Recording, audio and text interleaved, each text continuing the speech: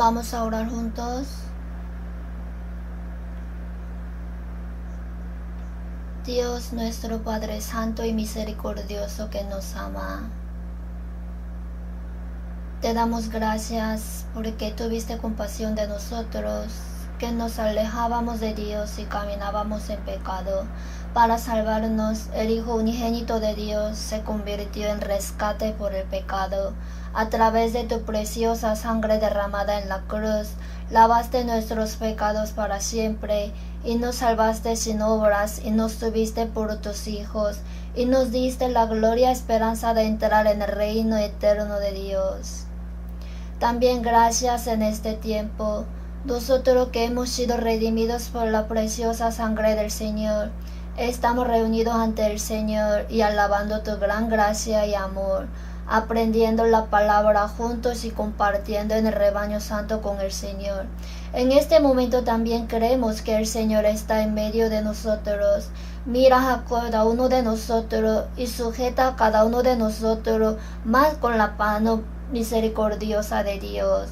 También llénanos de tu gracia, la palabra y el Espíritu Santo en abundancia. Y guíanos para que podamos vivir sin vergüenza como hijos de Dios en el resto de nuestra vida. Este mundo está lleno de pecado y se ha convertido en una época confusa y difícil. No podemos vencer esta generación malvada sin la ayuda del Señor. No podemos hacer la santa voluntad de Dios con nuestras propias fuerzas. Que el Señor nos proteja aún más con tu palabra, sabiduría y el poder del Espíritu Santo.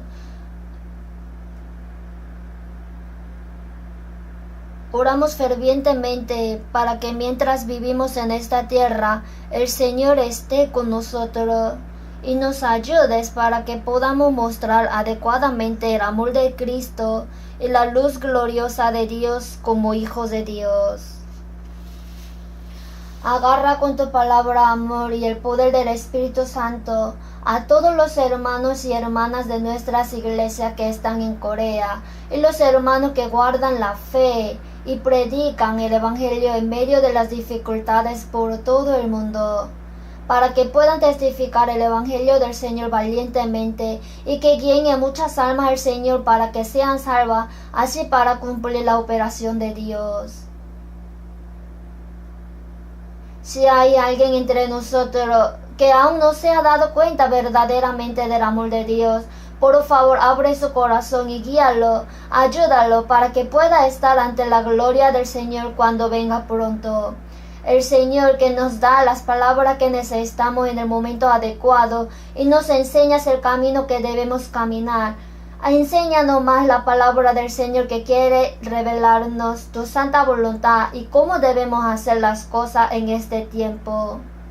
En el nombre de nuestro Señor Jesús hemos orado. Amén.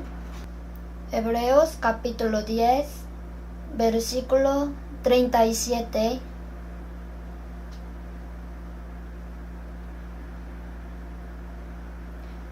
Vamos a ver.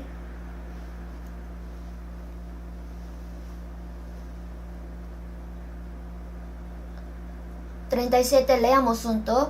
Porque aún un poquito, y el que ha de venir vendrá y no tardará. También busquemos Segunda de Pedro, capítulo 3. Segunda de Pedro, capítulo 3, versículo 10 al 13.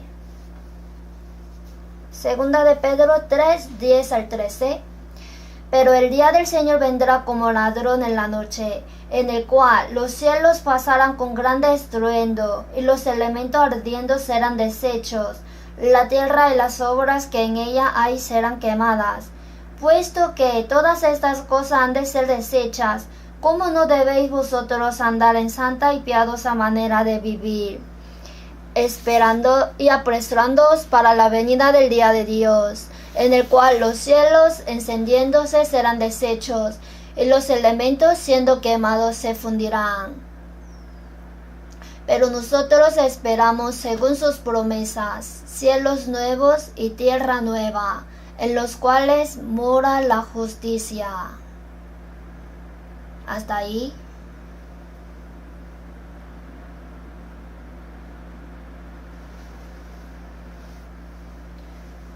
El mundo está muy confuso. No importa las dificultades que enfrentemos, los cristianos tenemos fe segura y esperanza.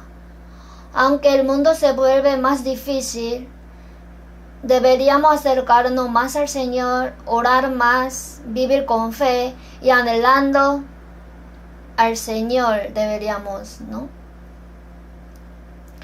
Hoy he elegido el título: Anhelemos al Señor, quien vendrá pronto.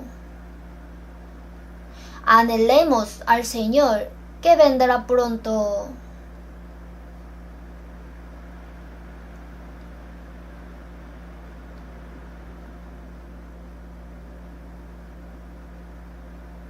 Nosotros que hemos sido salvos esperamos que el Señor regrese pronto y deseamos ese día.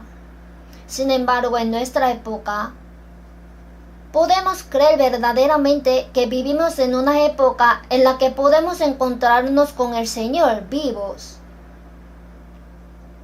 Porque todas las señales que se cumplirán antes de la segunda venida del Señor se han cumplido en nuestra época. La Biblia contiene muchas profecías y promesas sobre la segunda venida de Jesús.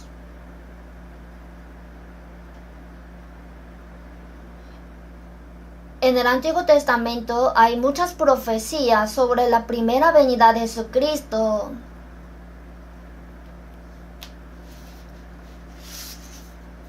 Y todos se han cumplido sin faltar nada. Cristo vino a este mundo a través del cuerpo de la Virgen, vino a Belén, su vida, su muerte en la cruz como rescate por el pecado, su resurrección, su ascensión al cielo, se cumplieron como se profetizó en el Antiguo Testamento. Jesús completó la obra de la salvación en la cruz, resucitó y dando fe a todos. Y prometió que el Evangelio se predicaría por todo el mundo. Y esa promesa se hizo realidad. Ahora, todo lo que queda es la palabra sobre la segunda venida de Jesús. Aproximadamente, la tercera parte de la Biblia profetiza sobre la segunda venida de Jesús. En el Antiguo Testamento están escritos no solamente sobre la primera venida de Jesús, sino también de la segunda venida.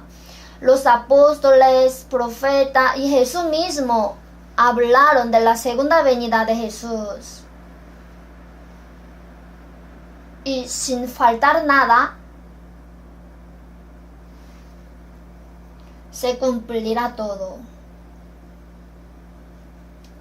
En San Mateo 16, 27 al 28, Jesús dijo: de cierto os digo que hay algunos de los que están aquí que no gustarán la muerte hasta que hayan visto al Hijo del Hombre viniendo en su reino. Esto es lo que Jesús dijo a sus discípulos. Entre las personas que están aquí, entre los discípulos de Jesús, hay quienes verán al Señor regresar con el reinado antes de morir.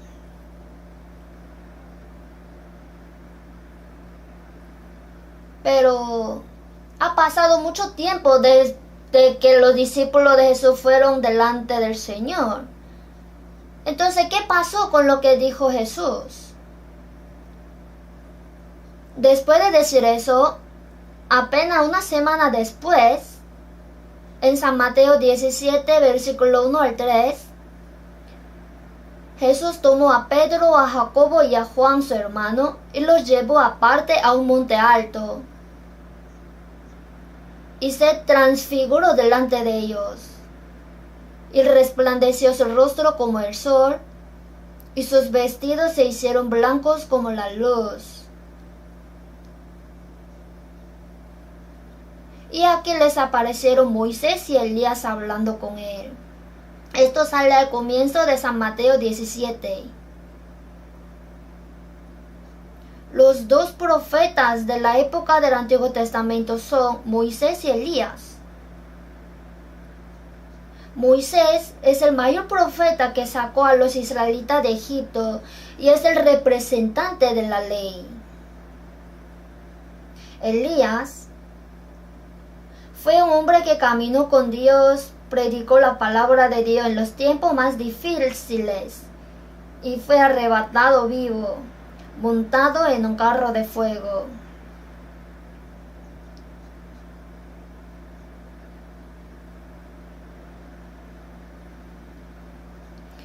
Moisés y Elías aparecieron de repente con Jesús. Entonces, los tres discípulos debieron haberse sorprendido mucho al ver eso. Y tenían tanto miedo que no podían abrir los ojos.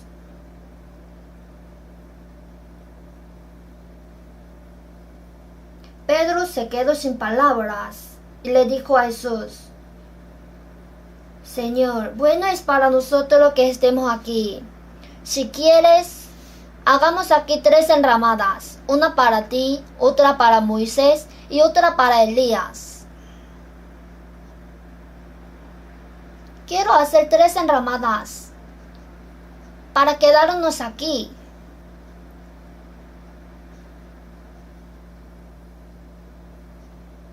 En la Biblia dice, no sabiendo lo que decía, se escuchó de repente ahí una voz del cielo: Este es mi Hijo amado en quien tengo complacencia, a él oíd. Al cabo de un rato Moisés y Elías desaparecieron. Ahora Moisés es el representante del Antiguo Testamento. Los representantes de la ley y los profetas fueron Moisés y Elías, y profetizaron a Jesús. Esto significa que ahora debemos escuchar a Jesús, ya no a Elías ni Moisés. Esta escena fue un anticipo de la segunda venida de Jesús. Hace apenas unos días Jesús dijo a sus discípulos: de cierto os digo que entre vosotros, que los que están aquí, que no gustarán la muerte hasta que hayan visto al Hijo del Hombre viniendo en su reino. En esta palabra vieron los discípulos la transfiguración de Jesús. Y Pedro, antes de morir, en 2 de Pedro dijo así. Vamos a ver juntos. 2 de Pedro, capítulo 1, versículo 16. Porque no os hemos dado a conocer el poder y la venida de nuestro Señor Jesucristo siguiendo fábulas artificiosas, sino como habiendo visto con nuestros propios ojos su majestad.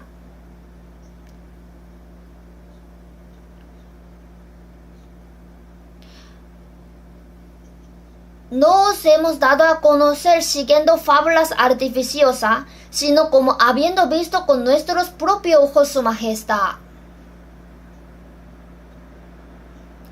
O sea, con su propio ojo han visto. ¿Cuándo? El 17. Pues cuando él recibió de Dios Padre honra y gloria, le fue enviada desde la magnífica gloria una voz que decía: Este es mi Hijo amado en el cual tengo complacencia. Y nosotros oímos esta voz enviada del cielo cuando estábamos con él en el monte santo.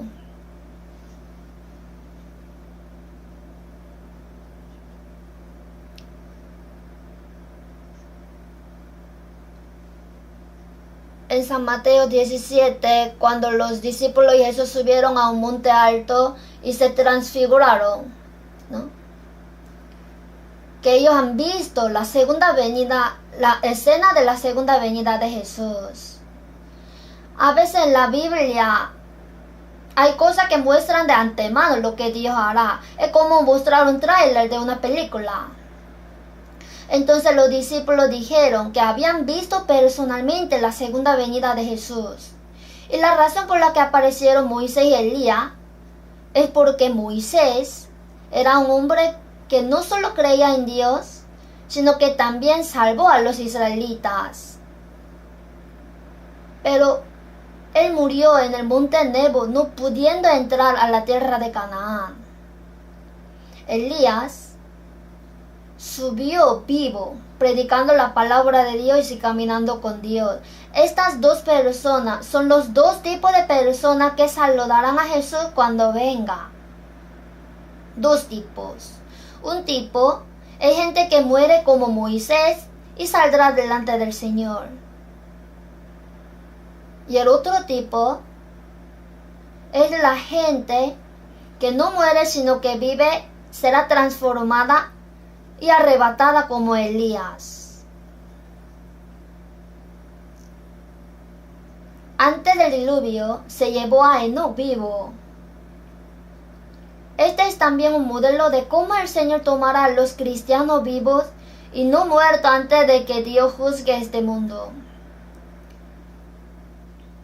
Entonces Moisés y Elías. Moisés es el aspecto de los cristianos que morirán, resucitarán e irán al cielo. Y Elías es el aspecto de los cristianos que no morirán y se encontrarán con el Señor estando vivos. En Primera de Tesalonicenses 4, vamos a buscar juntos. Primera de Tesalonicenses, capítulo 4.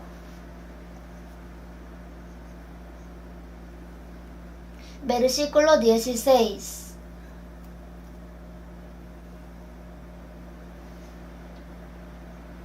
Porque el Señor mismo, con voz de mando, con voz de arcángel y con trompeta de Dios, descenderá del cielo, y los muertos en Cristo resucitarán primero.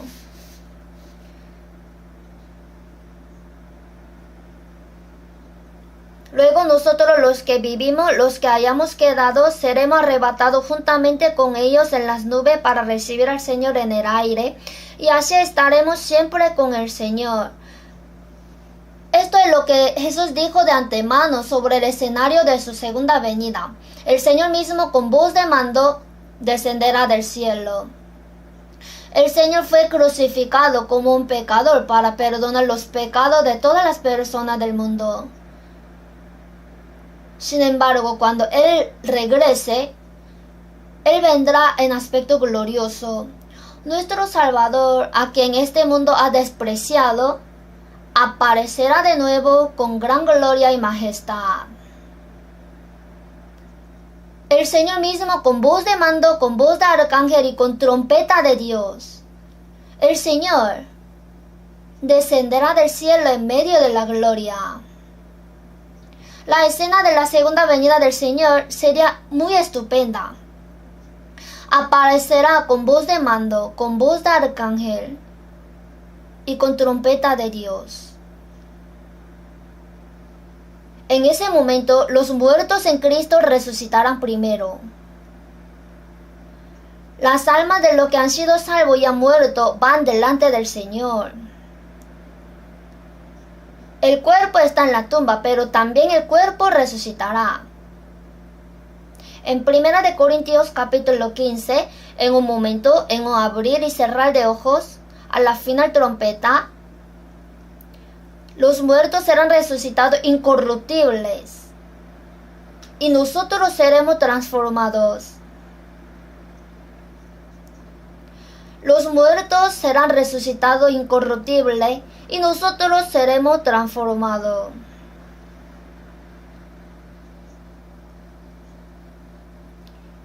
Seremos arrebatados juntamente con ellos para recibir al Señor en el aire y así estaremos siempre con el Señor. A partir de entonces nunca más seremos separados del Señor y viviremos con Él en su gloria. Pero aquí, debido a que el día de la venida del Señor está cerca,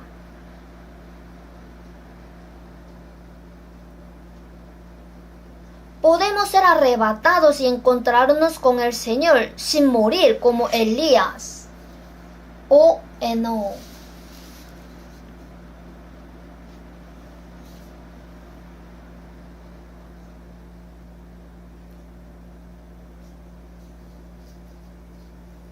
Se llama arrebatamiento, en inglés rapture.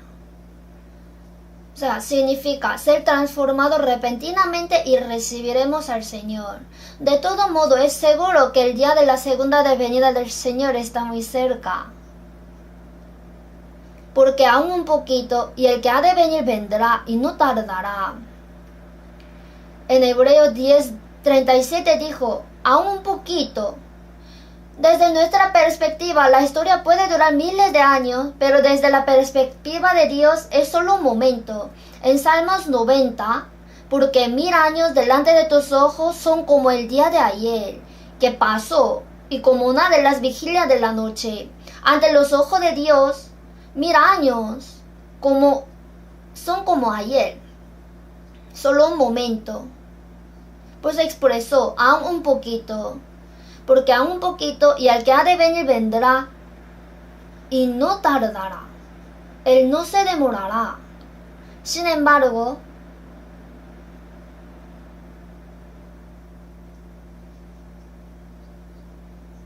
podemos creer que vivimos en una época en la que podemos vivir para encontrarnos con el Señor que regresa.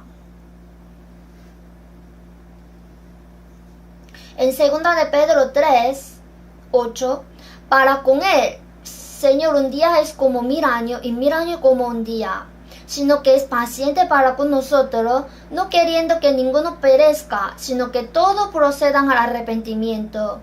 Este largo periodo de tiempo es que Dios ha dado oportunidad a los hombres que aún no han sido salvos para ser salvos.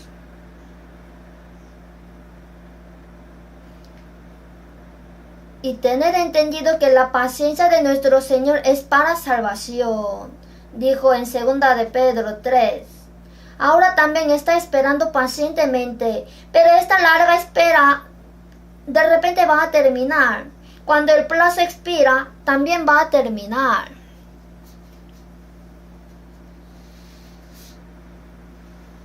Por eso, es muy seguro que el Señor vendrá otra vez. El que ha de venir vendrá y no tardará.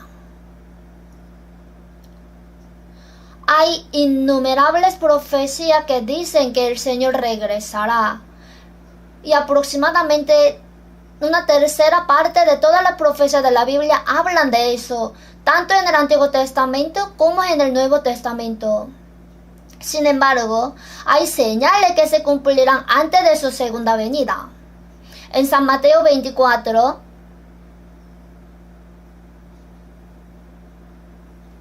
versículo 1 y 2, cuando Jesús salió del templo y se iba, se acercaron sus discípulos.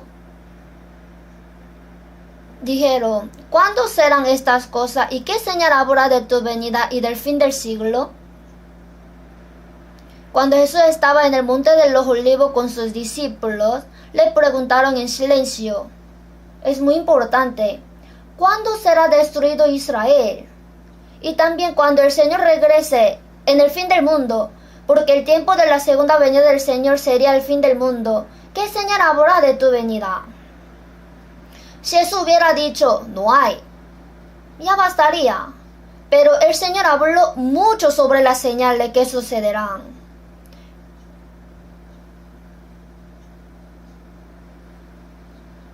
Habló mucho sobre las señales que sucederán antes de su segunda venida. Y entre esas, veamos San Lucas 21. San Lucas capítulo 21.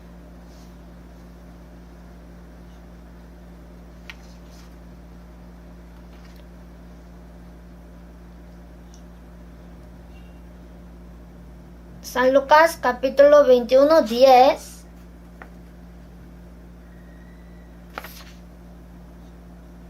Entonces les dijo, se levantará nación contra nación y reino contra reino, y habrá grandes terremotos, y en diferentes lugares hambres y pestilencia, y habrá terror y grandes señales del cielo.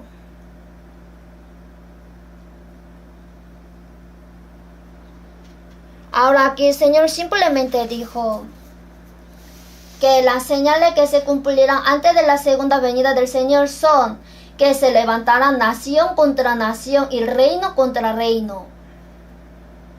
Y hay muchos casos como esto. Esta es una guerra de ideas. En nuestro país, entre misma raza, ¿cuántas personas murieron durante la guerra de Corea? Incluso ahora, las personas de la misma raza luchan porque sus ideologías son indiferentes. En realidad es una guerra. Se levantará nación contra nación y reino contra reino.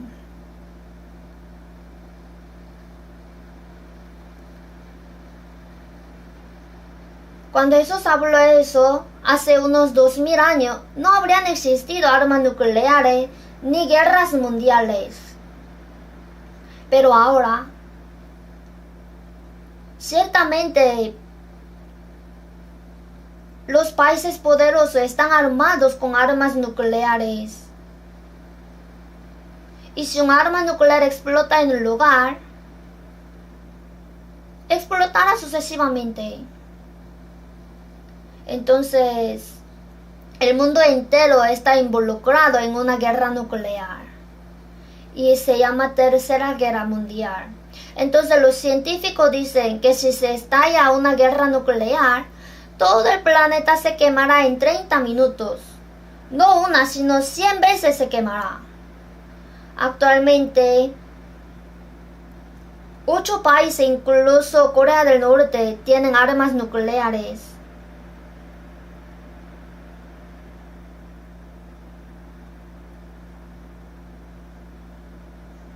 Tienen decenas de miles de armas nucleares. Sin embargo, puede quemar no solo una vez, sino más de 100 veces.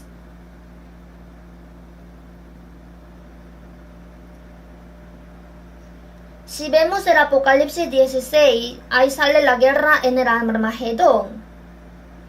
Y en Ezequiel capítulo 38 sale la guerra final. De las regiones del norte es Moscú, directamente al norte de Israel.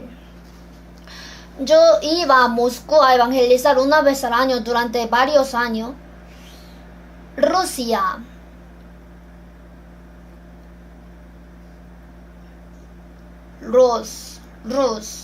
Rusiki, ¿no? Rus, Mesec, Moscú, todos están ahí.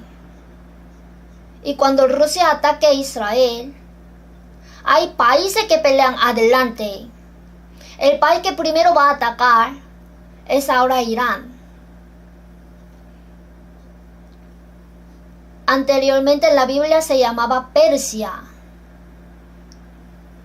Durante el reinado del rey Pahlavi era un país proamericano, pero de repente traicionaron a Estados Unidos y se pasaron al lado prosoviético.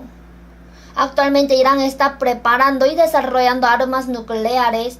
Han desarrollado bastante. El propósito de desarrollar armas nucleares es atacar a Israel. Entonces Israel acaba de matar a 4 científicos de Irán que estaban fabricando armas nucleares. Hasta donde yo sepa, una persona se subió al asiento de su carro en la mañana, encendió el motor y explotó. Israel no permite que Irán fabrique armas nucleares. En realidad ya tienen hechos y van a fabricar más.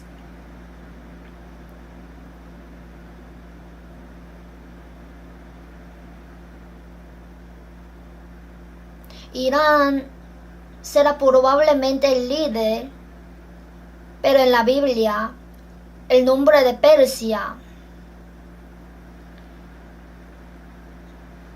Persia, su nombre fue cambiado a Irán. Y en Ezequiel capítulo 38 y 39 se dice que los del extremo norte descenderán y liderarán muchas naciones contra Israel. En Ezequiel capítulo 39 se dice que todos caerán y morirán contra Israel. Y en Ezequiel capítulo 38 hay una historia interesante acerca de Dios perforando arroz con un gancho para que ataque a Israel.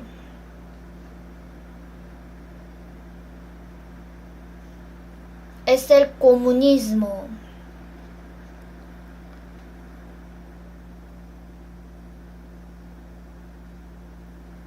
Ahora Putin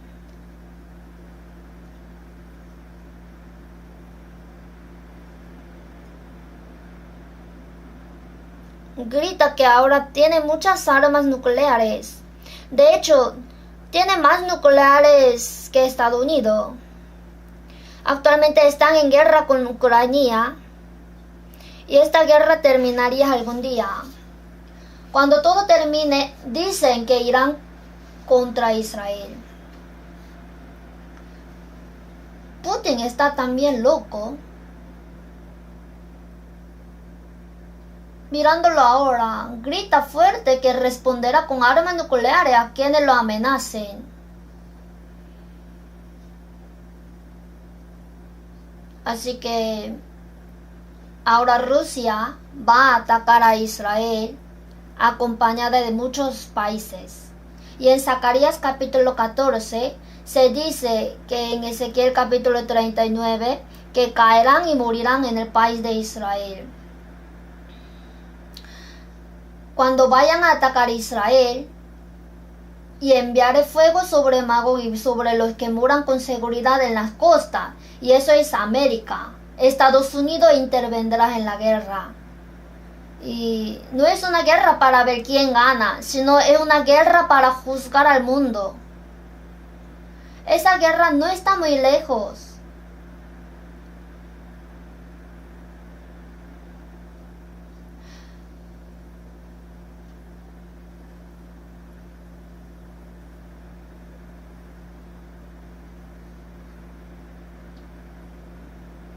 ¿Ustedes conocen el reloj del fin del mundo creado por científicos? Dicen que ahora faltan 90 segundos. Eso no lo hicieron los adivinos, sino los científicos, los que calcularon todo y cuánto falta para la crisis de la última guerra y del fin del mundo. El reloj del fin del mundo está a 90 segundos por acabar. Ahora no contamos en minutos, sino en segundos. Es una bomba de tiempo, algo así. No podemos negar eso. Y en Isaías capítulo 50, 11, todos vosotros encendéis fuego y os rodeáis de tea. Andad a la luz de vuestro fuego y de las teas que encendisteis. Se hundieron las naciones en el hoyo que cohicieron. En la red que escondieron fue tomado su pie. En el pasado, cuando Sodoma y Gomorra fueron destruidas, fuego y azufre cayeron del cielo. El lugar donde cayeron Sodoma y Gomorra es ahora el Mar Muerto, el lugar más bajo de la tierra. Está a unos 400 metros más bajo que el mar Mediterráneo. Allí ni siquiera hay una hierba ni un pez. Es un mar muerto. Todavía hay una fuente termal de azufre allí. Yo también fui allá. Pero al lado hay azufres. Si lo enciende, todo se encenderá. Está hecho del azufre más puro. No hay nada igual en el mundo. Por lo tanto, es seguro que fue destruido por el azufre. Pero cuando se trata de juzgar al mundo al final, no será así. No es necesario que caiga azufre del cielo. Como dice en Isaías 50, andad a la luz de vuestro fuego. y de la estella que encendisteis, todas explotarán y morirán en la bomba hecha del hombre. Por último, es económicamente difícil a nivel mundial y se fabrican un arma para matar a las personas. Piense, todo está loco. Las Naciones Unidas, ONU, están tratando de prevenir el riesgo de guerra y lograr la paz mundial, pero la ONU no puede evitar la guerra. No se puede garantizar la paz. La guerra puede estallar en cualquier momento. Si estalla una guerra nuclear en un lugar, estallará una guerra nuclear en todo el mundo. Todos sabemos que la Tercera Guerra Mundial será una guerra en la que toda la humanidad será destruida. En realidad ese día no está lejos. Se levantará nación contra nación, reino contra reino. Se refiere a la guerra. Habrá grandes terremotos en diferentes lugares. Dios sacude la tierra.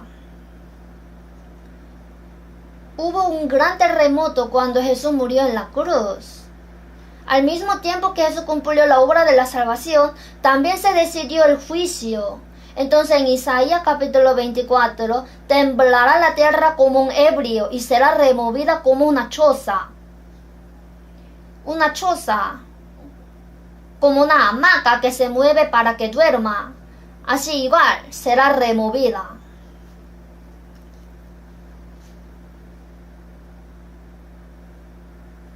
Grandes terremotos. Este desastre natural está ocurriendo en todo el mundo ahora. Hambres. ¿Sabe que hay muchas personas del mundo que están muriendo de hambre debido a condiciones climáticas anormales y falta de lluvia? Comparándonos con ellos, no se sabe cuánta gente se muere de hambre. Hambres, luego pestes. La peste es una epidemia. Hay epidemias en todo el mundo. En el pasado, muchas personas morían a causa de la peste negra. Luego varios virus, pero eran localizados.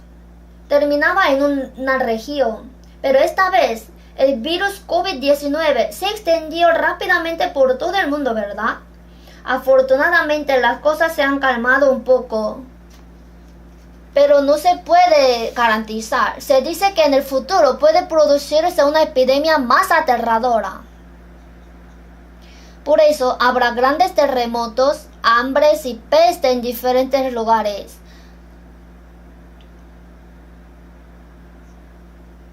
Habrá grandes señales en el cielo. Ahora Dios va a sacudir la tierra.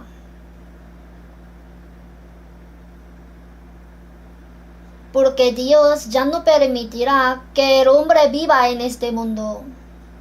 Entonces, como fue en los días de Noé, en San Lucas 17 dijo: así también será en los días del Hijo del Hombre. En Génesis capítulo 6, antes del diluvio, Jehová vio que la maldad de los hombres era mucha en la tierra y por eso juzgó a este mundo con el agua. En Sodoma y Gomorra fueron destruidas con azufre y fuego. La destrucción de Sodoma y Gomorra con fuego y azufre fue un anticipo de cómo el mundo sería juzgado por el fuego al final. Asimismo como sucedió en los días de Lot. Comían, bebían, compraban, vendían, plantaban, edificaban. Mas el día en que Lot salió de Sodoma, llovió del cielo fuego y azufre y los destruyó a todos. Vamos a ver Sofonías, Antiguo Testamento, Sofonías, capítulo 1.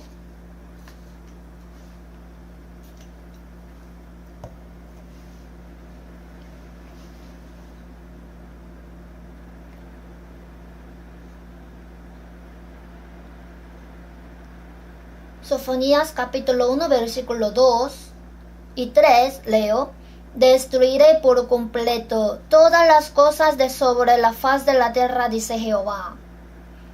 Destruiré los hombres y las bestias, Destruiré las aves del cielo y los peces del mar, y cortaré a los impíos, y raeré a los hombres de sobre la faz de la tierra, dice Jehová. Estas palabras fueron escritas hace unos 2600 años. Aquí Dios dijo, destruiré por completo todas las cosas de sobre la faz de la tierra. Destruiré los hombres y la bestia. En el juicio los peces del mar no han muerto, pero en el juicio final todos los peces del mar morirán. Cortaré a los impíos y raeré a los hombres de sobre la faz de la tierra. Estas son palabras aterradoras, ¿verdad? Terribles. Es el juicio de Dios. El juicio de este mundo ya ha sido decidido. Por eso en 2 de Pedro 3:6, por lo cual el mundo de entonces pereció anegado en agua, pero los cielos y la tierra que existen ahora están reservados por la misma palabra, guardados para el fuego en el día del juicio y de la perdición de los hombres impíos. Es verdad que este mundo será juzgado con el fuego. Ahora, en Corea del Norte están fabricando armas increíbles y amenazan diciendo que nos van a quemar en cualquier momento. Detrás de ellos, Rusia está ahí. De todos modos, vivimos bajo la amenaza de la última guerra. La guerra, los desastres naturales, los terremotos, las pestes, la epidemia. Y en San Mateo 24:12, y por haberse multiplicado la maldad, el amor de muchos se enfriará. La maldad es pecado, el pecado abunda. Los padres abandonan a sus hijos, los hijos abandonan a sus padres. No hay amor. Las personas casadas suelen divorciarse. La moralidad ha caído al suelo. La inmoralidad sexual es extremada. Los países desarrollados se apresuran a legalizar el matrimonio entre el mismo sexo. Incluso en nuestro país, algunos profesores universitarios de la Asamblea Nacional opinan que deberíamos legalizar el matrimonio entre personas del mismo sexo como en otros países. Ahora los cristianos se oponen a eso. Entonces, aunque no se ha legalizado el matrimonio entre personas del mismo sexo, también se ha eliminado el delito de adulterio. Ya no es pecado cometer adulterio. Parece que a los Casanova les gustaría. Y en cuanto al aborto, está bien hasta unos meses. Ahora que el aborto está liberalizado, si nace un bebé lo bota en el basurero. No hay amor, está cruel, gente. Legalizaron el aborto, eso es infanticidio. Están sucediendo cosas que antes eran inimaginables. Está lleno de pecado.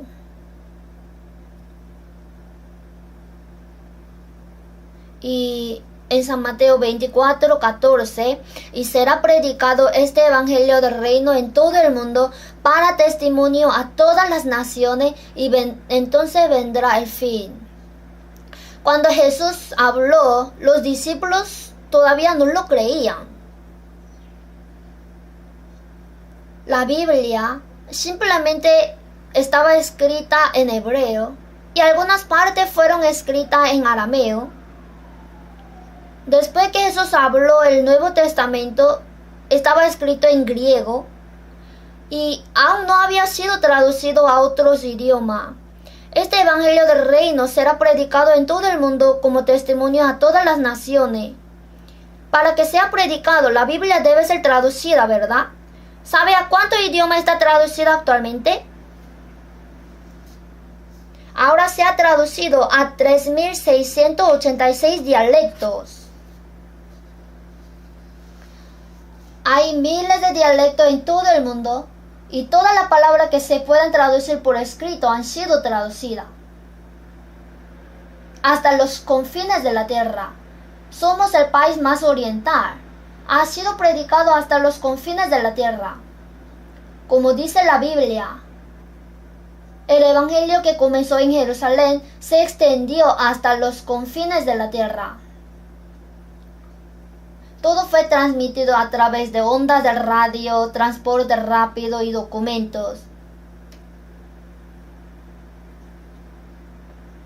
Todas las señales de las que habló el Señor antes de su segunda venida se han hecho realidad en nuestro tiempo. ¿Hay algo que no se haya cumplido? Una de las señales más importantes es la recuperación de Israel.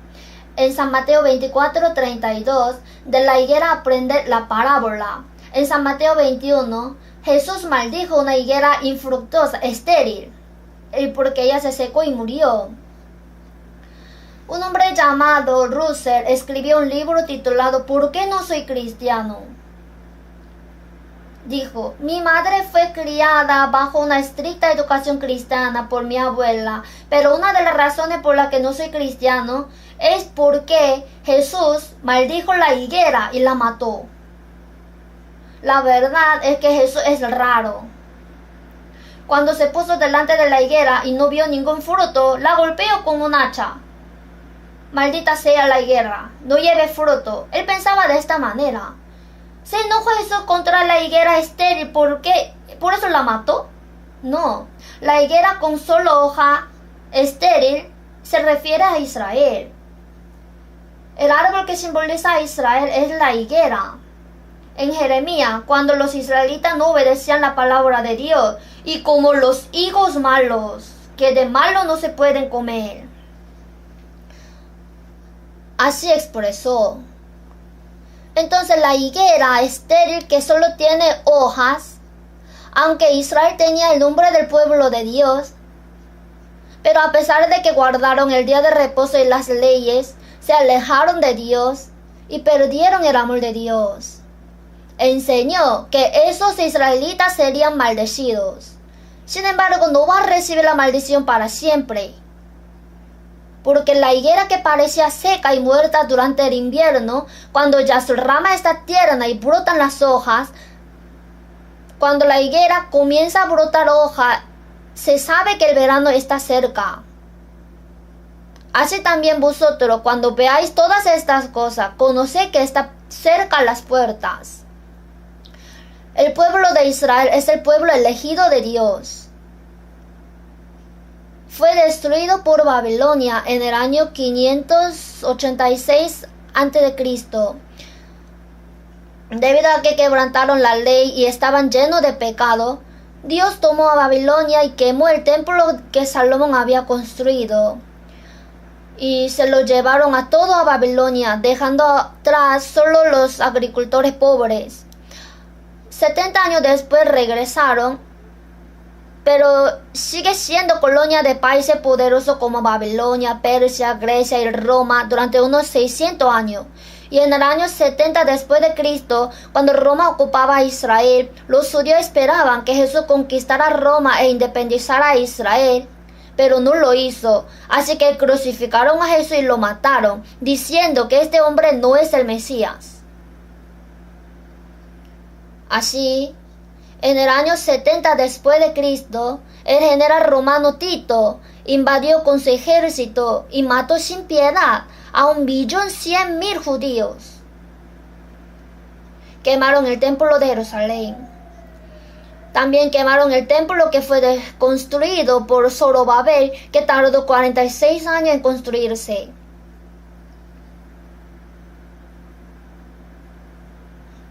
Mataron a 1.100.000 de personas y tomaron 97.000 prisioneros.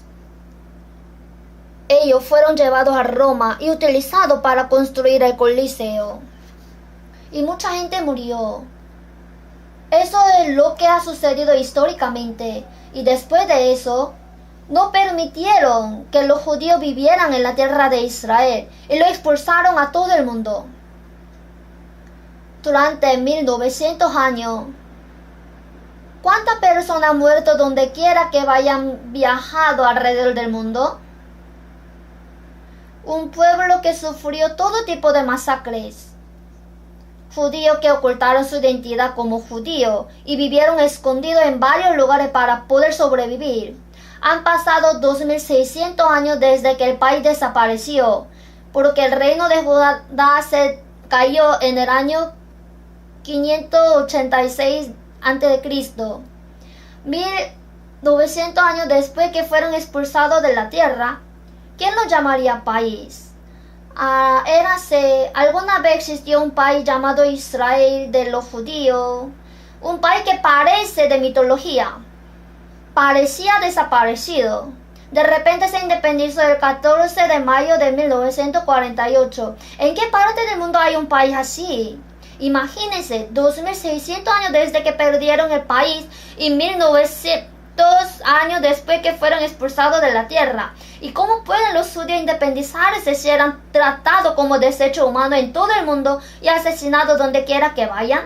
Sin embargo, los judíos se reunieron en Tel Aviv, en la costa de Israel, alquilaron un museo de arte y declararon que Israel es una nación independiente. Los árabes decían, ¿qué hacen esto? Que los adultos jugando a la casita. Pero de repente Estados Unidos dijo, reconocemos la independencia de Israel. Gran Bretaña lo admite. Los países poderosos se apresuran a reconocer a Israel como un país independiente. Ellos dijeron, nosotros no podemos admitirlo. Hubo guerra al día siguiente. La independencia se logró el 14 de mayo de 1948 y al día siguiente las tropas árabes invadieron Israel. Pensaban que Israel no iba a ganar, pero en la primera guerra Israel ganó. En la segunda guerra de Oriente Medio también ganó. También tuvieron gran victoria en la tercera guerra de Oriente Medio en junio de 1967. El presidente Nasser planea formar la unión con 14 países árabes, rodear a Israel y arrojarlo inmediatamente al mar Mediterráneo. Tengo un cartel hecho en países árabes una semana antes de la guerra que muestra a Israel siendo arrojado al mar Mediterráneo diciendo, vete al infierno, sionista.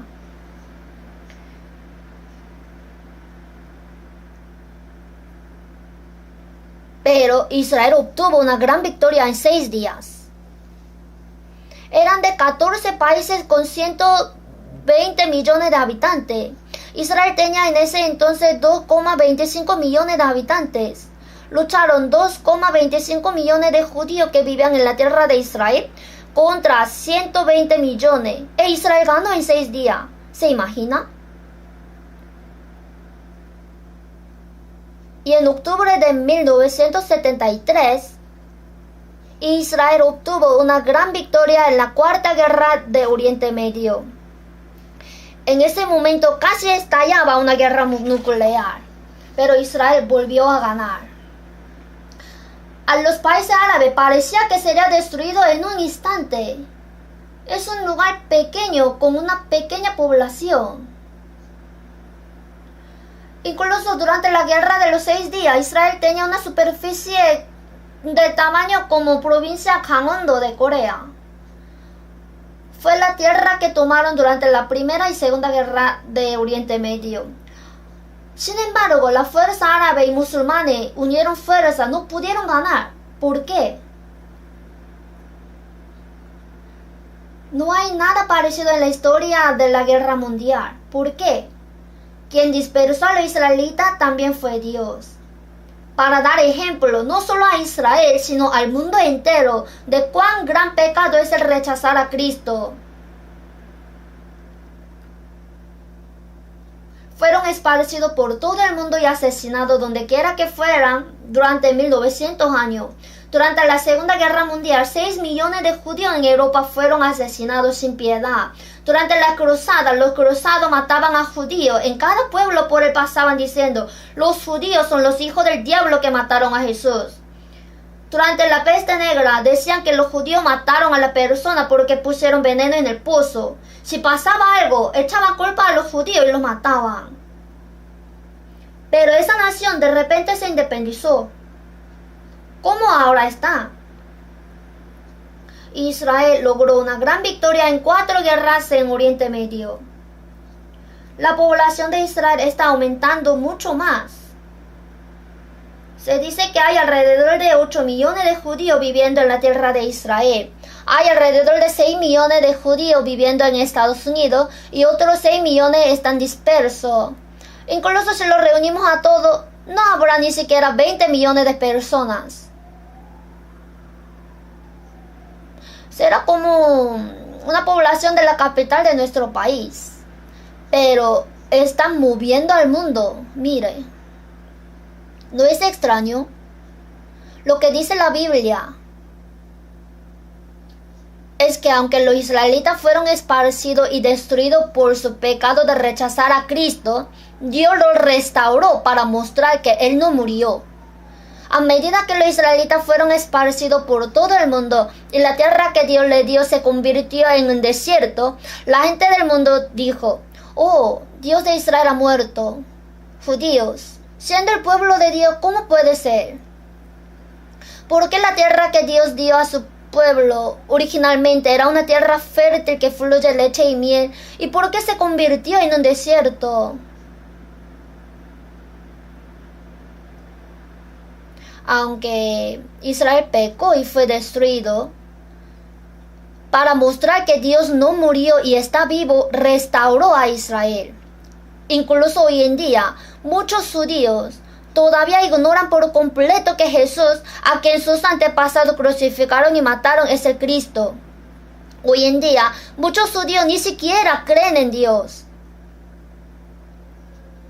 Durante la Segunda Guerra Mundial, 6 millones de personas fueron asesinadas en campos de concentración. Por mucho que clamaban a Dios cuando lo mataban, Dios no le escuchaba su oración y lo dejó morir. Entonces ellos dicen, no existe Dios. Muchos judíos no creen en Dios ahora. Tel Aviv tiene el mayor número de homosexuales del mundo. Entre los judíos dicen, no hay Dios. Ni siquiera creo en Dios. Hay muchas personas que lo dicen. Pero ¿por qué Dios está ayudando a Israel? En Ezequiel capítulo 36, Israel es restaurado no por el bien de la nación, sino por causa de su nombre, para mostrar evidencia de que Dios está vivo. Y mientras Dios está restaurando a Israel, si alguien quiere destruir a los israelitas, es oponerse a Dios y al plan de Dios. Cuando Dios destruye a los israelitas, nadie podría ayudar. Pero asimismo, cuando Dios restaura a los israelitas, ninguna nación puede destruirlos. Y dijo que los israelitas nunca más serán destruidos en el futuro. Entonces, un país que seguirá luchando contra Israel es lo mismo que intentar luchar contra Dios. Si pudiera borrar a los israelitas de la faz de la tierra, podría hacer que toda esta Biblia sea una mentira. Tiene que pensar en esto. Los israelitas muestran evidencia de que Dios está vivo. Entonces, ahora no es importante lo que hagan los israelitas, sino que Dios está detrás de Israel. De modo que ningún país puede ganarle a Israel. Mire estos días. ¿Qué pasó cuando Amán lanzó miles de misiles para destruir a Israel en un instante? Decenas de miles de personas murieron en Gaza.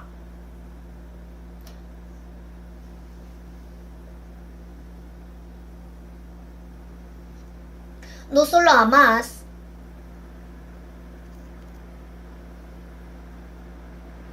sino también Irán y los países que se oponen a Israel siguen luchando. siendo un pequeño país.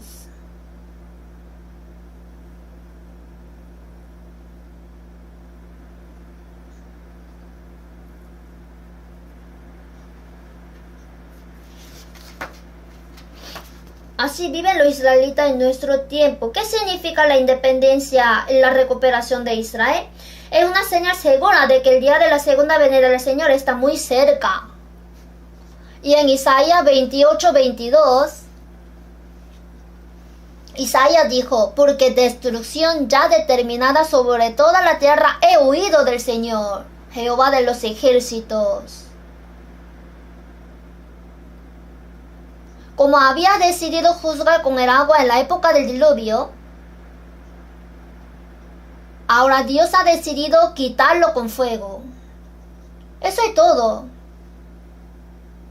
Anteriormente, en 2 de Pedro 3, y los elementos ardiendo serán deshechos, y la tierra y las obras que en ella hay serán quemadas. Los elementos ardiendo serán deshechos. Desaparecer, todos se van a disolver. Ya no podrá vivir nadie en la tierra. Pero nosotros esperamos, según sus promesas, cielos nuevos y tierra nueva. Cuando el Señor venga, será el fin del mundo. Sin embargo, la restauración de Israel muestra que el fin del mundo está cerca. El profeta Isaías dijo en Isaías 28:22, porque destrucción ya determinada sobre toda la tierra he oído del Señor. En 10:22, porque si tu pueblo, oh Israel, fuere como las arenas del mar, el remanente de él volverá. Parecía que todos murieron y desaparecieron en todo el mundo, pero solo el remanente regresaría a la tierra de Israel, y entre ellos 144,000 se salvará al final, en el futuro. Porque destrucción ya determinada sobre toda la tierra he oído del Señor. La destrucción acordada rebosará justicia. Así lo dice en Isaías capítulo 10:22. La destrucción acordada rebosará justicia. Quiere decir que va a despedazar la tierra en polvo. Es una palabra aterradora. El mundo será juzgado completamente con la justicia de Dios que ha aguantado y esperado hasta ahora. La recuperación de Israel nos muestra que el día del juicio está cerca. Cuando Israel es destruido, es el momento en que el Evangelio se difunde por todo el mundo. Y cuando Israel es restaurado, el día del juicio sobre este mundo está cerca. Y Jesús en San Mateo 24, cuando veáis todas estas cosas, conoced que está cerca las puertas de la higuera, aprended la parábola. Cuando ya su rama está tierna y brotan las hojas, sabéis que el verano está cerca. La recuperación de Israel es la señal más segura de que la segunda venida del Señor está muy cerca. En nuestra época, Israel se independizó. ¿Y qué tan poderoso es ahora? Es un país pequeño. Mire cómo lucha valientemente contra los poderosos árabes. En cualquier caso, los israelitas en realidad nos están mostrando que el día de la segunda venida del Señor está cerca. Entonces, ¿qué pasará cuando venga el Señor? En 1 de Tesalonicenses 4:16, porque el Señor mismo con voz de mando, con voz de arcángel y con trompeta de Dios descenderá del cielo, y los muertos en Cristo resucitarán primero. Luego nosotros los que vivimos, los que hayamos quedado, seremos arrebatados juntamente con ellos en la nube, para recibir al Señor en el aire. Que no pasará esta generación hasta que todo esto acontezca. Esta generación es cuando la gente de esa época está viva. Una vez se debe cumplir entonces, ¿o siempre será acaso? ¿Existe alguna época como la nuestra? ¿Existe una época como la nuestra en la que todas las profecías de la Biblia se cumplieron con exactitud? Incluso si el Señor viniera hoy, no habría ningún problema con la Biblia, porque todas las profecías se han cumplido. Y ahora lo que Dios ha estado esperando durante tanto tiempo es para que más almas se salven. Además, para darle a las personas salvas la oportunidad de vivir para el Señor. Los que han sido salvos deben estar despiertos. Dios no me dio esta oportunidad porque tenía algo que hacer en el mundo, para que coma o viva lujosamente como otra persona del mundo, sino que me dio una oportunidad por un tiempo para que pueda estar ante Él sin vergüenza, así para obedecer y trabajar para el Señor. No podemos vivir como personas del mundo que serán destruidas.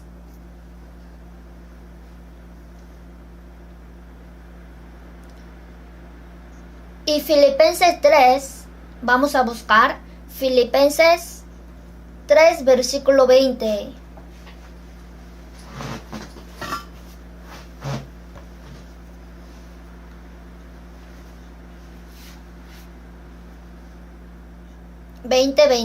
Leamos junto. Mas nuestra ciudadanía está en los cielos, de donde también esperamos al Salvador, al Señor Jesucristo, el cual transformará el cuerpo de la humillación nuestra, para que sea semejante al cuerpo de la gloria suya, por el poder con el cual puede también sujetar a sí mismo todas las cosas. Cuando venga el Señor, nuestra ciudadanía está en los cielos. Los salvos no viven para vivir en la tierra. Nuestra ciudadanía está en los cielos.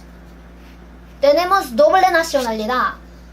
Tenemos nacionalidad de la tierra donde nacimos. Soy ciudadano coreano. Además, los que nacen de nuevo son ciudadanos del cielo. Sin embargo, nuestra ciudadanía está en los cielos, por lo que nuestra ciudadanía en esta tierra desaparece después de un tiempo, de donde también esperamos al Salvador, al Señor Jesucristo. ¿Esperan al Señor? ¿Está esperando al Señor? ¿Quiere que venga pronto? Es que ya hice kimchi. Solicité un apartamento nuevo. Es que gané una planta privilegiada del apartamento. Quisiera vivir un poco más. ¿Alguna vez ha imaginado que cuando vayamos delante del Señor, cuán glorioso día será? Cualquier mejor cosa del mundo se podrá comparar con eso, el cual transformará el cuerpo de la humillación nuestra, para que sea semejante al cuerpo de la gloria suya.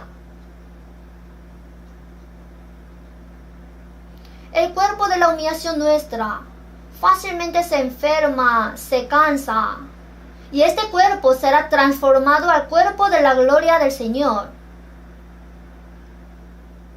Como el gusano asqueroso que comía hojas del árbol se convierte en una mariposa y vuela. Piense, seremos transformados en un cuerpo glorioso como lo del Señor, cuando el Señor venga.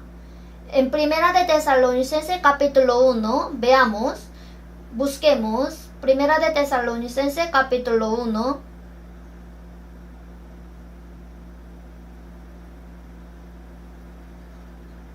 uno, 10,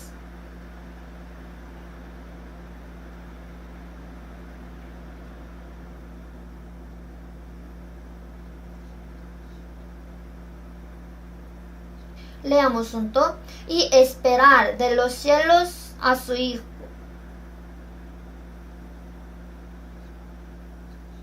1:10, leamos junto. Y esperar de los cielos a su Hijo, al cual resucitó de los muertos, a Jesús, quien nos libra de la ira venidera. Y esperar de los cielos a su Hijo, al cual resucitó de los muertos, a Jesús, quien nos libra de la ira venidera. ¿Por qué viene? Para librarnos de la ira venidera. La ira venidera es la ira de Dios que va a juzgar a las personas que hasta el final no creyeron ni recibieron la salvación. La ira venidera será la gran tribulación final de este mundo. Jesús, quien nos libra de la ira venidera. Así como Dios tomó a Enoch antes del diluvio, Dios nos toma antes del juicio final de este mundo. Algunas personas dicen, una persona salva va a pasar por 7 años de tribulación. No. Así como se llevó a Enoch antes del diluvio, nos saca a todos nosotros de la ira de Dios.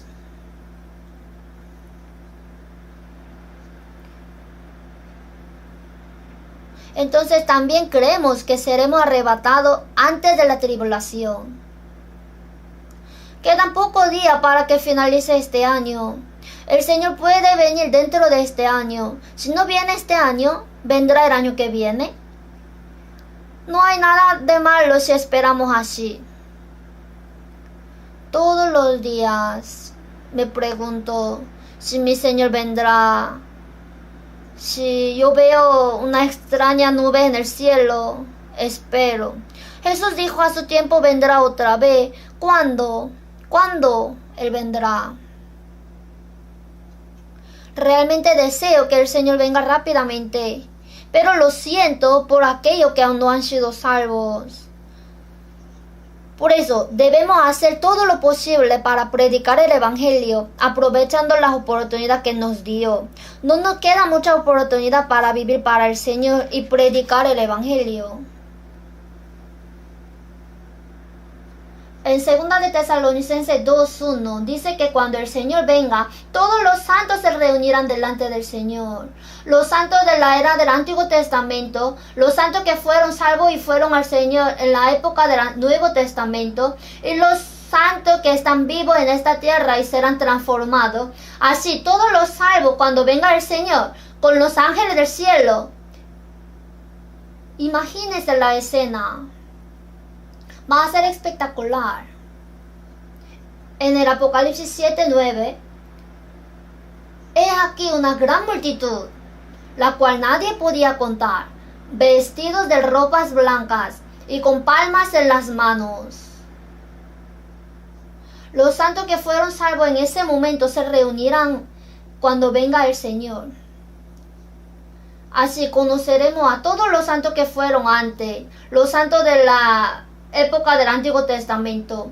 Conoceremos ante el Señor a todas las personas que conocimos en la Biblia, al apóstol Pablo, al diácono Esteban que fue apedreado, a Pedro. En 1 de Corintios 13:12, mas entonces veremos cara a cara. Ahora conozco en parte, pero entonces conoceré cómo fui conocido.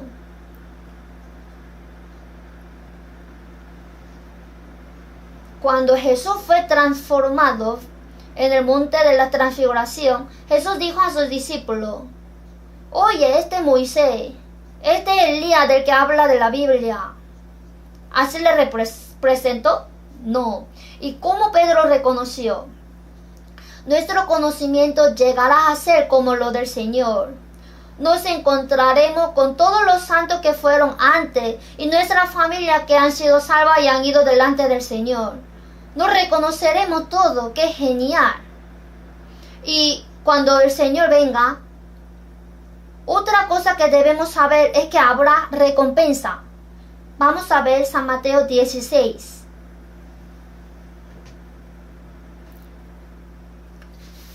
San Mateo capítulo 16, 27. Veamos. 16, 27. Leamos juntos. Porque el Hijo del Hombre vendrá en la gloria de su Padre con sus ángeles, y entonces pagará a cada uno conforme a sus obras. Porque el Hijo del Hombre vendrá en la gloria de su Padre con sus ángeles, y entonces pagará a cada uno conforme a sus obras. A cada uno se refiere a los salvos. Aunque hemos recibido la misma salvación, la forma en que cada persona vive después de ser salva es diferente. Como lo hizo cada persona. En el Apocalipsis 22:12, he aquí yo vengo pronto y mi galardón conmigo para recompensar a cada uno según sea su obra. A cada uno según sea su obra. Recibimos la misma salvación por la gracia de Dios, pero la recompensa, o sea, la gloria ante el Señor, será diferente. Entonces, en 1 Corintios 4:5, cuando el Señor venga, algunas personas recibirán alabanza de Dios. Buen siervo y fiel. Alguien va a reprender, siervo malo y negligente. ¿Qué piensa? ¿Usted merece recibir la alabanza? ¿Vive anhelando la venida del Señor? ¿O vive ciegamente como la gente del mundo, pensando solamente en cómo comer o vivir bien? Nuestra última esperanza está en el Señor. En Salmos 39, 6 al 7,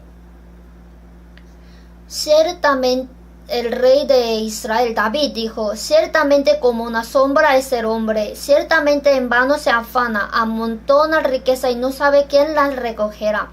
Y ahora, Señor, ¿qué esperaré? Mi esperanza está en ti. El gran rey David, que conquistó todos los países vecinos y estableció un reino unificado, dijo, ciertamente como una sombra es el hombre, ciertamente en vano se afana, amontona riquezas y no sabe quién las recogerá.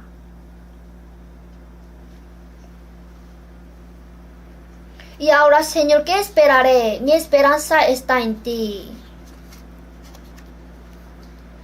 El gran rey David también vivió hace 3000 años. Ahora somos personas verdaderamente salvas y nuestra esperanza está solo en el Señor. Debemos vivir anhelando el día de la segunda venida del Señor, en que seremos transformados como el Señor y participaremos de su gloria. No debemos permitir que cosas vanas como la gente de este mundo nos arrebaten el corazón. En 1 de Pedro 4:7, mas el fin de todas las cosas se acerca, sed pues sobrio y velad en oración. ¡Despiértate! Hay hermanos que no pueden estar despiertos. En Efesios 5, despiértate tú que duermes, y levántate de los muertos y te alumbrará Cristo. Hay personas que duermen a pesar de que son salvas. Hay gente que sueña en el mundo. Personas que sueñan con hacerse ricas, que sueñan con convertirse en reyes. No deberíamos estar así. Despiértate y levántate y te alumbrará Cristo. El día de la venida del Señor está cerca. ¿Y por qué estás soñando? No debe estar así, porque tendrá vergüenza cuando venga el Señor.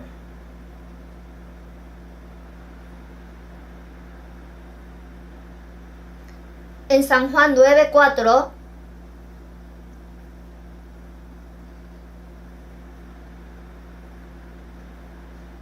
me es necesario hacer las obras del que me envió, entre tanto que el día dura. La noche viene cuando nadie puede trabajar. La noche en que nadie puede trabajar llegará pronto. Esta es la última oportunidad que nos da. El sol está a punto de ponerse por el oeste. ¿Hemos hecho nuestro trabajo ya? Si va delante del Señor, ¿podrá recibir alabanza y su gloria? En 1 Corintios 5:9, Pablo dijo, por tanto, procuramos también o ausentes o presentes serle agradables. Porque es necesario que todos nosotros comparezcaremos ante el tribunal de Cristo, para que cada uno reciba según lo que haya hecho mientras estaba en el cuerpo, sea bueno o sea malo. ¿Por qué intentar agradar al Señor aunque viva o muera? Porque es necesario que todos nosotros comparezcamos ante el tribunal de Cristo. Todo lo que pasó antes de recibir la salvación ya no existe. Eso no se cuenta. La forma en que vive después de ser salvo está todo calculado. Es una recompensa, la recompensa eterna. Si vamos ante el Señor hoy, nos arrepentiremos mucho. Si hubiera sabido que eso sucedería, habría vivido una vida mejor para el Señor. Se arrepentiría tanto de haber vivido una vida cobarde por las vanidades del mundo o por los deseos de su propia carne. Todavía tenemos una oportunidad. Tenemos deseo de vivir fuertemente para el Señor. Si pensamos que cuando venga el Señor, Él pagará a cada uno según lo que haya hecho, entonces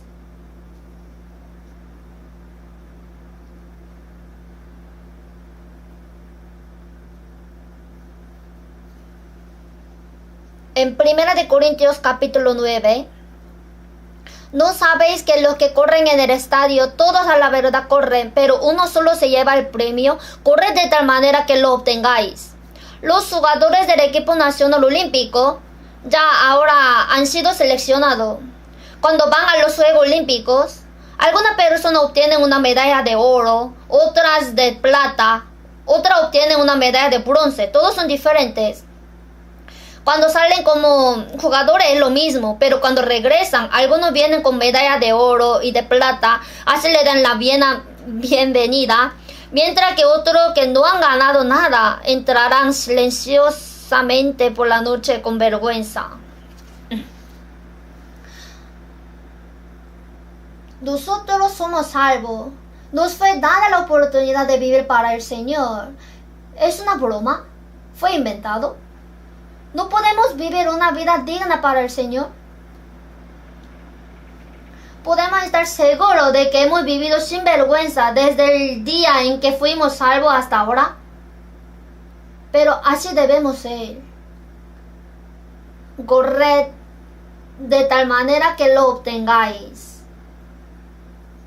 El Señor quiere darnos una corona incorruptible de gloria.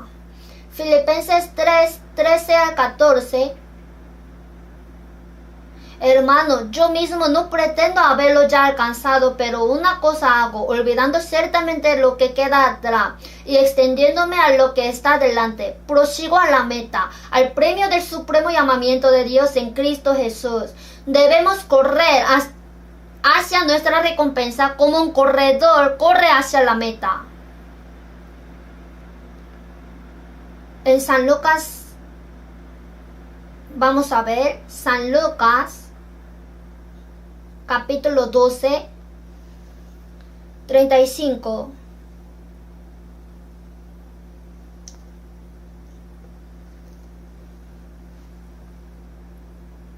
Leamos juntos. Estén ceñidos vuestros lomos y vuestras lámparas encendidas. Estén ceñidos vuestro lomo y vuestras lámparas encendidas. Que con la lámpara de palabra tiene que estar despierto. No está diciendo que debe quedarse quieto y no dormir. Cuando toca dormir tiene que dormir, pero la mente tiene que estar despierta. No debemos apagar la lámpara de la palabra de Dios, sino debemos encenderla y esperar que el Señor venga. Bienaventurados aquellos siervos a los cuales su Señor cuando venga halle velando, dijo. Realmente necesitamos permanecer despiertos porque el día de la venida del Señor está cerca. La actitud de quienes anhelan la venida del Señor es, por supuesto, estar despiertos. En Romanos 14, 7 al 8. Porque ninguno de nosotros vive para sí y ninguno muere para sí. Pues si vivimos, para el Señor vivimos, y si morimos, para el Señor morimos. Así pues, sea que vivamos o que moramos, del Señor somos. Del Señor somos. Porque habéis sido comprados por precio. Si pues coméis o bebéis o hacéis otra cosa, hacedlo todo para la gloria de Dios. No tenemos derecho de vivir para nosotros mismos. Tampoco tenemos libertad para morir para nosotros mismos. Vivo para el Señor, muero para el Señor. Viva o muera, del Señor soy. Cantamos bien esto. En realidad tenemos que vivir así. Si vivimos según la voluntad del Señor, el Señor se complacerá y nos ayudará mientras vivimos. Es verdad. Si una persona que ha sido salva no lo cree y vive solo para sí misma, es miserable. Si vive para sí mismo y muere para sí mismo, es una maldición. ¿Cómo puede ser así? No hagamos así. Debería poder vivir una vida maravillosa e ir delante del Señor. En 1 de Pedro 1:13, por tanto, ceñid los lomos de vuestro entendimiento, sed sobrio y espera por completo en la gracia que se os traerá cuando Jesucristo sea manifestado. Hay gracia que se nos dará cuando venga el Señor. ¿Qué será? Es la gracia. ¿Cuánto podemos hacer lo máximo para el Señor? Sin embargo, la recompensa que da el Señor es enorme. Entonces, en Romanos 8:17-18, y si hijos también herederos, herederos de Dios y coherederos con Cristo, sé que padecemos juntamente con Él para que juntamente con Él seamos glorificados. Pues tengo por cierto que sigue, que las aflicciones del tiempo presente no son comparables con la gloria venidera que en nosotros ha de manifestarse. Hay sufrimiento que padecemos por el Señor, pero qué feliz y agradecido estoy de vivir para el Señor. El sufrimiento que sufro por el Señor es pequeño. En 2 de Corintios 4:17, porque esta leve tribulación momentánea produce en nosotros un cada vez más excelente y eterno peso de gloria. El sufrimiento por el Señor es temporal y muy pequeño, pero nada se puede comparar con la gloria eterna que nos dará. Vivimos un poco para el Señor y el Señor nos dará la gloria eterna. Y eso es la gracia que el Señor nos dará cuando venga. Espera por completo en la gracia que se os traerá. Si cree que el Señor les salvó, ¿por qué no cree en esto? Si vivimos para el Señor nos ayudará y nos dará gloria eterna. ¿Y por qué no hacemos eso? Creemos que el Señor murió en la cruz y perdonó nuestros pecados para siempre con su sangre y que nos llevará con Él cuando regrese. Creer en esto es sorprendente, pero ¿por qué no creemos que Él está con nosotros en nuestra vida? Debemos creer. No os afanéis por vuestra vida, qué habéis de comer o qué habéis de beber, ni por vuestro cuerpo, qué habéis de vestir. Porque los gentiles buscan todas estas cosas, pero vuestro Padre Celestial sabe que tenéis necesidad de todas estas cosas. ¿Que entonces está diciendo que simplemente abra la boca y mira al cielo y que me quede quieto? No, más busca primeramente el reino de Dios y su justicia, y todas estas cosas os serán añadidas. Si obedecemos la palabra del Señor y vivimos según su voluntad, Dios será responsable de todo lo que necesitamos. Qué lindo es dejarle la vida y la muerte a Dios. Entonces el Señor nos ayudará y nos permitirá vivir para su gloria. No sé cuántas oportunidades nos queden, pero no queda mucha. Solo quedan unas pocas oportunidades para vivir para el Señor y predicar el Evangelio. Ahora aprovechemos esta última oportunidad que nos ha dado. Si hasta ahora no han podido vivir según su voluntad, desde ahora en adelante vivamos diligentemente para el Señor y el Señor estará con nosotros y nos ayudará. Ahora tenemos nuestro retiro de invierno y oren por el seminario de la Biblia que habrá en enero para que muchas almas sean salvas. Deben orar mucho. No podemos hacer esto sin la ayuda de Dios. Por eso orar mucho es un privilegio que nos dio. Las personas que no oran están abandonando el privilegio que Dios le ha dado. Y esto no debe suceder. Mientras ora mucho, ¿cómo puedo vivir para el Señor? ¿Cómo puedo predicar el Evangelio? ¿Y cómo puedo agradar al Señor? Siempre con este corazón debemos vivir y anhelar la venida del Señor. Oremos juntos. Dios Padre misericordioso, te damos gracias por salvarnos a través de tu preciosa sangre en este último día. Nuestro cuerpo y nuestra alma son tuyos. Ahora ayúdanos para que nunca más a vivir para nosotros mismos ni morir para nosotros mismos en el resto de nuestra vida. Guíanos, aunque vivamos o muramos, todo lo que hagamos sea para tu gloria. Guíanos a todos nosotros con tu palabra para que podamos estar sin vergüenza cuando venga el Señor pronto. En el nombre de nuestro Señor Jesús hemos orado. Amén.